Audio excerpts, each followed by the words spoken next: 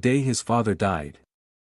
They told him a secret that was never meant to be spoken, and from that moment, his life was no longer his own. The rain fell like Lagos itself was mourning, heavy, relentless. It struck the rusted roof of the small house in Ajegunle, each drop echoing like a countdown to something irreversible. Inside, 26-year-old Daniel Adeyemi sat beside his father's bed. Machines were absent.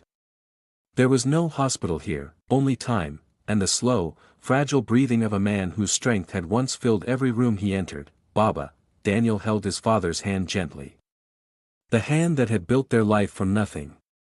The hand that had carried cement blocks, fixed broken generators, and shielded him from a world that never showed mercy. Now it trembled, weak, human. Daniel.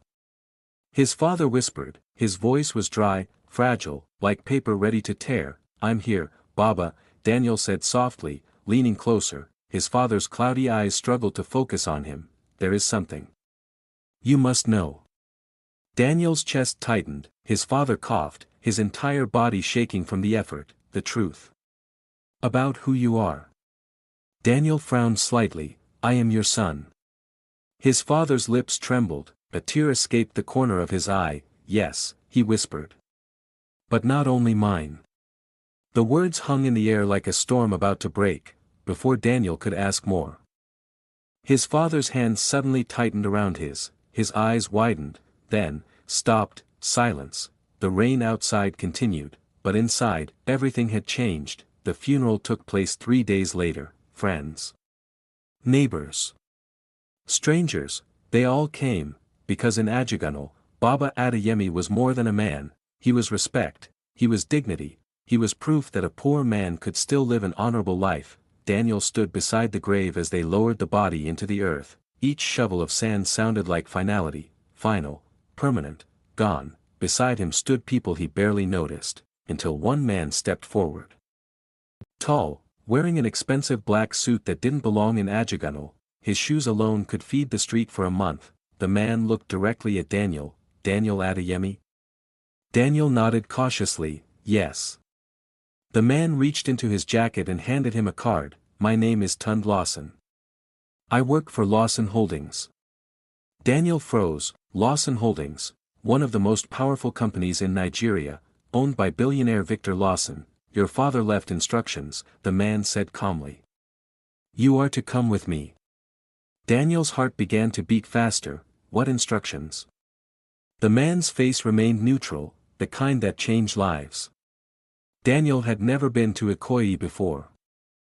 Not like this, not inside. The gates alone were taller than his entire house. Security guards opened them without question. The car drove in, and Daniel saw it, the mansion. It wasn't a house, it was a kingdom. Glass, marble, power. This was not his world, this was another universe. The car stopped. The man turned to him. Everything you are about to hear was your father's final wish. Daniel's throat tightened. They walked inside. Cool air surrounded him, luxury he had never imagined. Then he saw him. An old man sat in a wheelchair near the window, friendlier than expected, but his eyes were sharp, powerful, alive. Victor Lawson, the billionaire himself.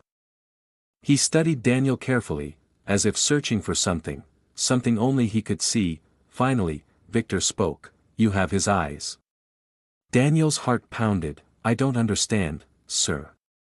Victor inhaled slowly, then said the words that shattered everything Daniel believed about his life. I am your father. Daniel laughed, not because it was funny, because it was impossible. No, he said. My father just died. Victor nodded slowly. Yes. The man who raised you. The man who protected you.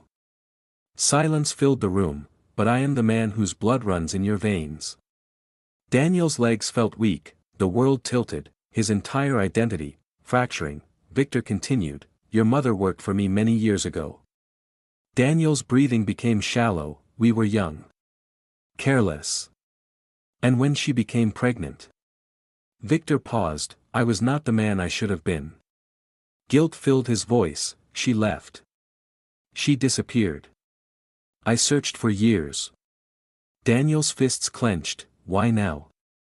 He asked, His voice shaking, Victor's eyes softened. Because your father came to me. Daniel froze. He came before he died, Victor said. He told me the truth. And he made me promise. To give you what is yours. Daniel felt anger rise inside him. I don't want your money.